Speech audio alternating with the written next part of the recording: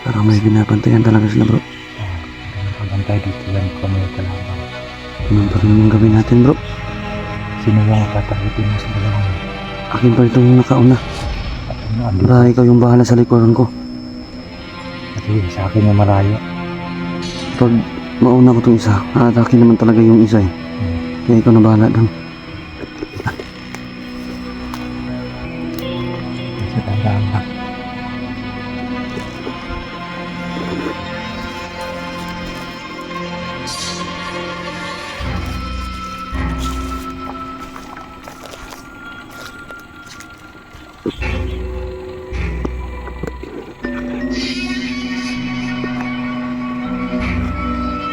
Tahan mo ako sa likod, bro.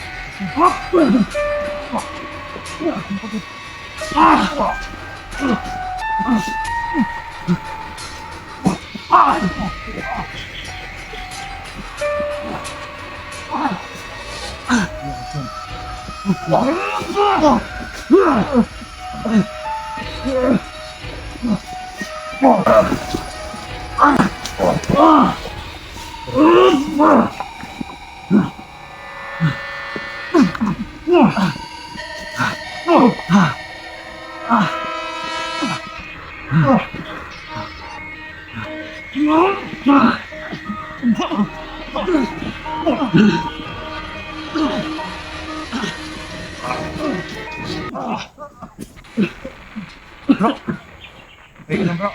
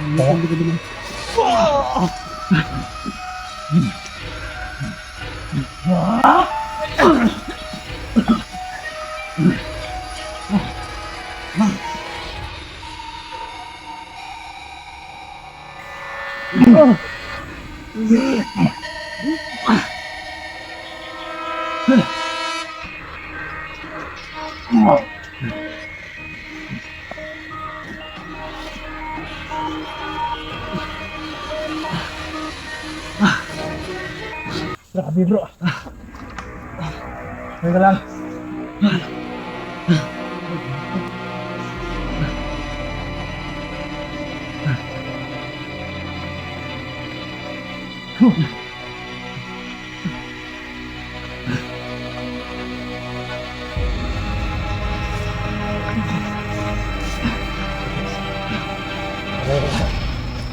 Ano?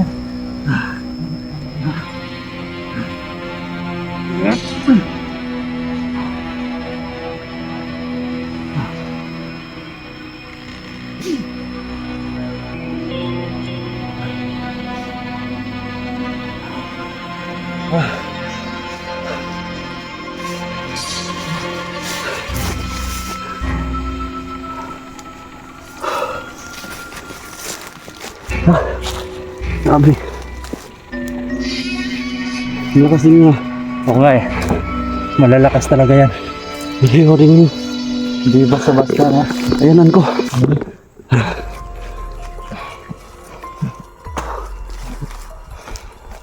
Hindi tayo saglit.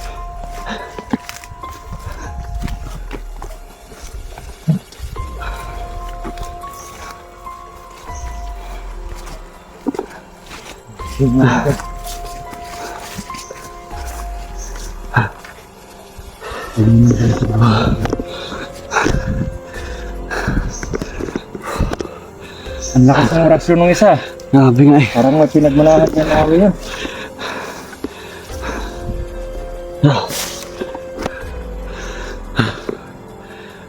Yung isa ding nakalaban ko, parang kapareho ng kakayanan ko ah. Parang nagagaya naman yun. Yung kakayanan bro. Oo nga.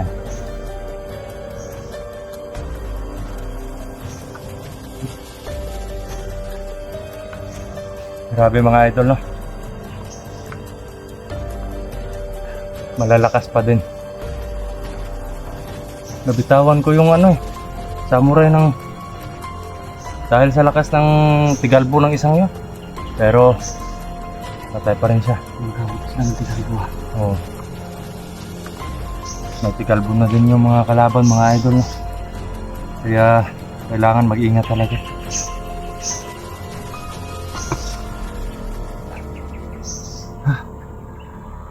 Hindi mo magamit ang orasyon ng kalaban ko pero parang lakas lang din yung ginagamit niya. Ay. Yung lakas lang yung gagamitin niya. Hindi ako papatalo dyan.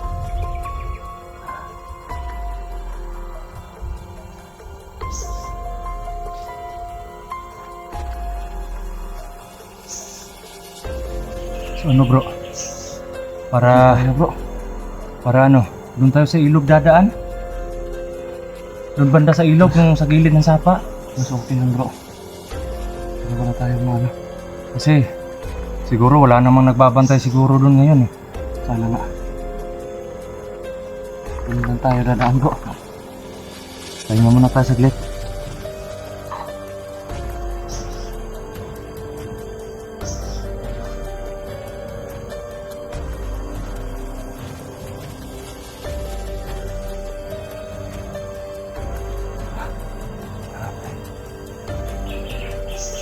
Ah. Ah. Ah. Ayan na. Tara. Mga idol, Parang may palabas lang kunin ko. Nagbabantay pa sila eh. Parang natunugan tayo nandito ah. parang kasi nila dito, pupunta ako dito. Kaya minabuti nilang magbantay. Pero ang nalaman siguro nila bro, parang ikaw lang mag-isa. Oo, kala nila ako lang mag-isa.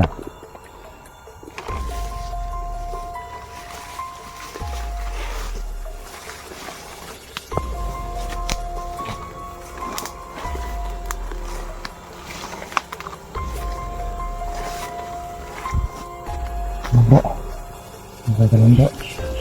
Ayun bro, Hindi ka ba nahirapan sa kalaban mo? medyo rin. Lakas din yun.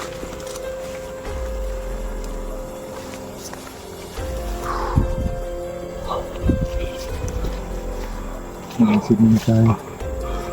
Ito basta na lalakad lang kasi alam naman natin na critical yung area dito.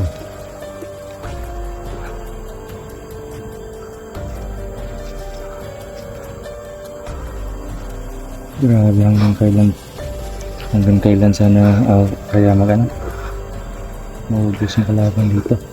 At sana ibitawan na nila tong lugar na to. Parang hindi mauubos yung kalaban bro. Pero hindi rin naman ako titigil sa kanila.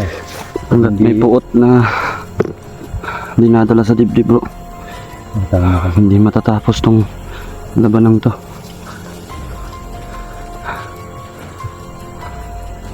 Gustuhin man nating magpaubaya na hindi pumatay para baguhin yung mga kalaban. Pero hindi makakaya eh. Yun talaga yung gusto nila eh. Gusto nilang pumatay at magpakamatay. Wala na silang ibang iniisip. Hindi yun lang. Kaya tayo, wala rin tayong ibang magagawa kundi lumaban. Kasi kapag hindi tayo lalaban, tayo rin yung masasawi. Tama ka dyan. Dalawa lang yung pagpipilian eh. Sila yung masasawi or tayo. Tama ka dyan sinasabi mo. Pero kailangan doble ingat tayo kasi alam naman natin ang bibiro yung lakas ng mga kalaban.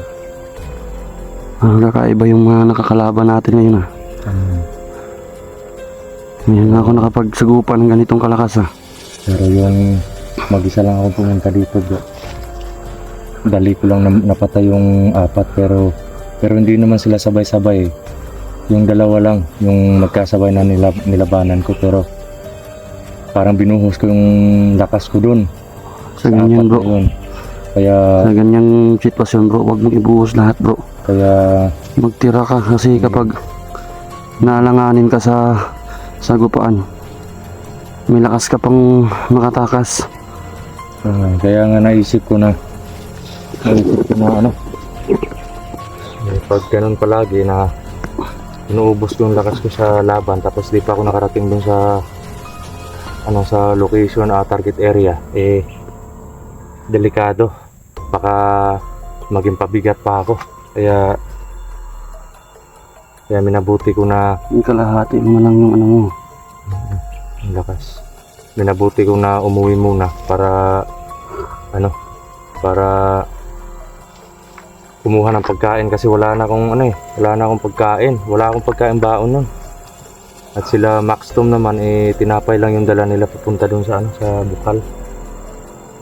Kaya dahil sa kumbaga nagmamadali ako nung time na yun. Dahil dun sa chat ni Maxtom sa akin.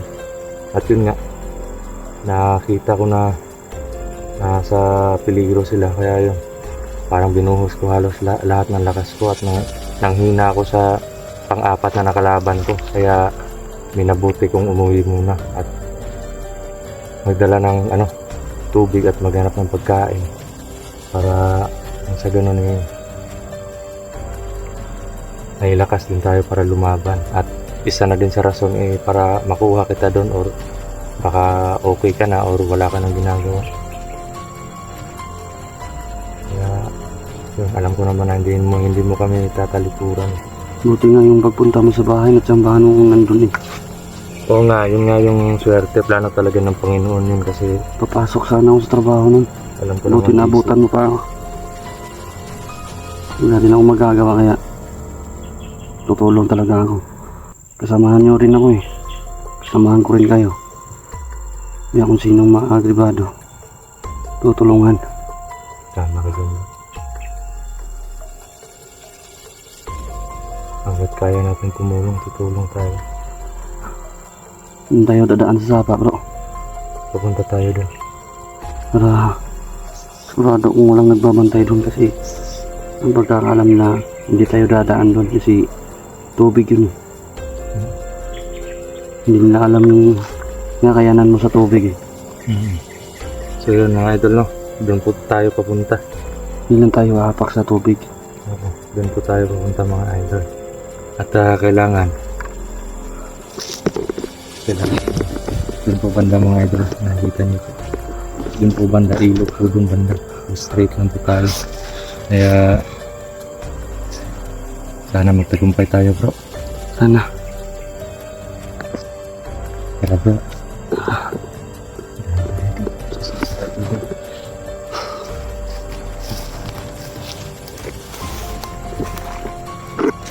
Parang may ano sa mata ko. Ito.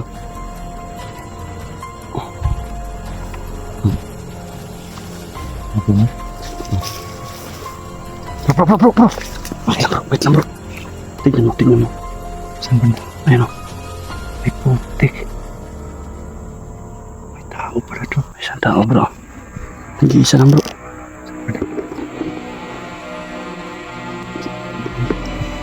Hinahanap siguro na yung mga kasamahan niya bro. Ayun na bro.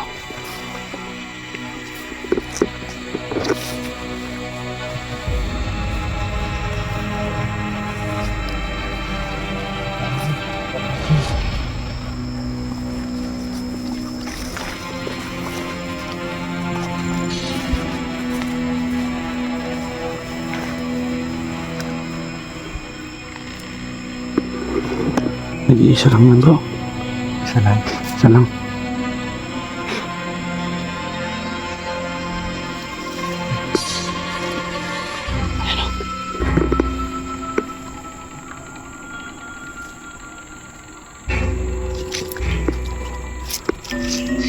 Isa lang yan bro. Ako na maghawak yung camera mo bro. Okay lang. Okay lang. Okay pa rin sa akin yun. Antayin natin yung bro. Sa mga ganyang kaso, alam mo na yung gagawin. Opo. Dating gawin tayo. Sige bro. Ha? Oo. Ano gagawin natin yan?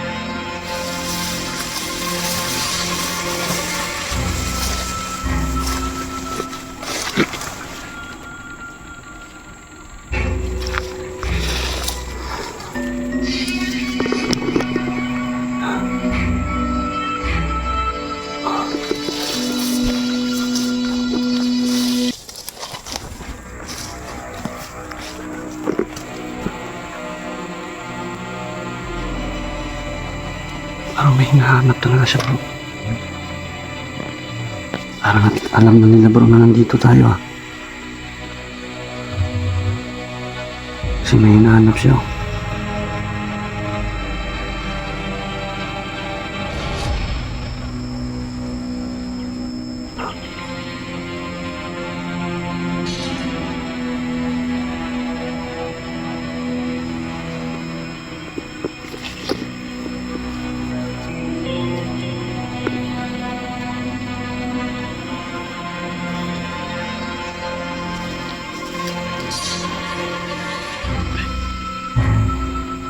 Medyo makumbitin kung isang to.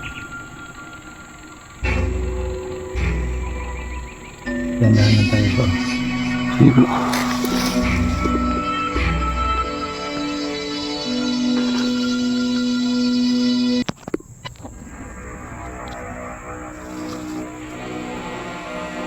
Confiance. Amin natin. Patayin natin.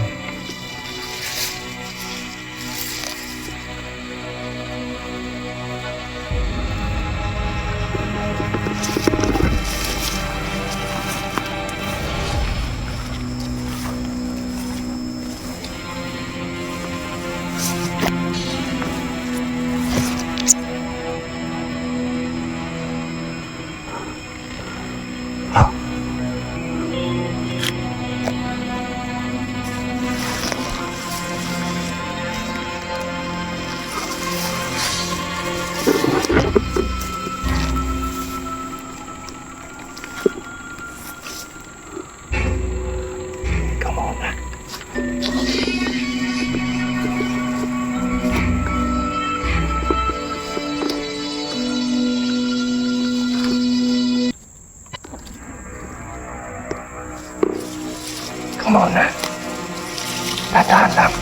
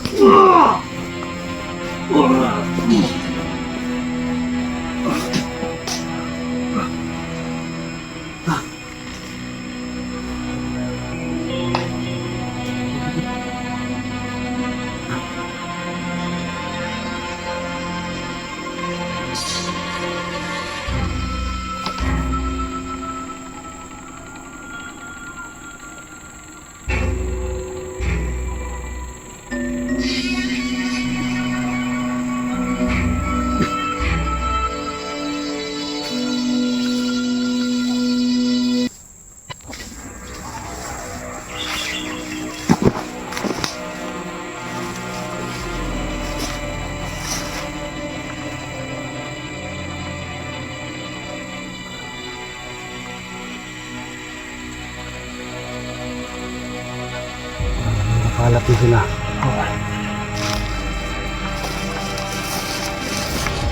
Bro.